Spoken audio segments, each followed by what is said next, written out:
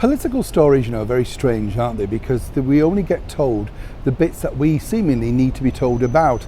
As we've seen with the debacle recently about our current British Prime Minister, the Right Honourable Liz Truss, she's fighting as we speak to save her political career.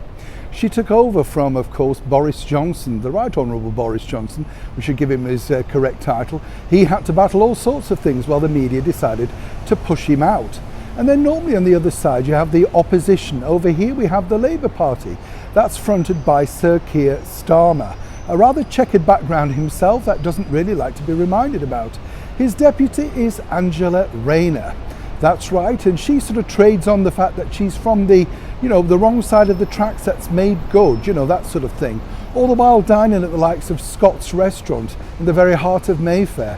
Oh yes, only the best for Angela, so it would appear. Popping up at the opera, but oh no, she didn't buy the ticket. That's simply from a friend who invited her. Obviously wishing to mix in higher circles. Nothing wrong with that. Good that people wish to better themselves and of course open their mind up to new cultures. But what's interesting, which nobody's talking about in the mainstream media, is the true battle going on within the British Labour Party. Never mind the Conservatives. This all really centres up on the fact that Miss Rayner has a brand new boyfriend, Sam Tarry, himself, who was a Labour MP for a short period. He sadly has now been removed due to the fact that he decided to publicly support the strikes. One of many strikes over here right now in the United Kingdom. One, of course, which was condemned for a nanosecond at least by the Labour leader, Sir Keir Starmer. As you can imagine, Angela has not taken this too kindly. In fact, it's a fractious relationship. So much so at the recent Labour Party conference, Sir Keir Starmer failed to congratulate Angela's rip-roaring speech, according to her, and that's even deepened the wound further. But of course, the mainstream media won't report on this. That's not the narrative that they wish to go down right now.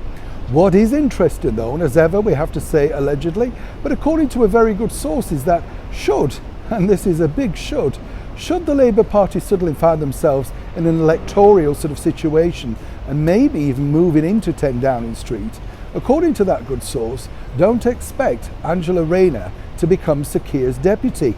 According to that source, he's not over keen on her, as he believes, again we have to say allegedly, that she's the wrong type of person to fit in, given the fact of course she's been reprimanded in the House of Commons for using derogatory terms about the opposition. Whichever way you look at it, and here's a report that's not being reported, as I say, by the mainstream media, given the fact that Angela's boyfriend feels very aggrieved, she feels aggrieved for him, and in turn both are very aggrieved with her boss, the Labour leader, Sir Keir Starmer.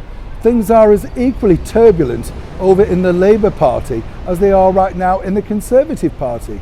But as ever, who do you wish to blame? And more importantly, who would you vote for, now knowing this particular situation? Neil Sean in the very heart of London.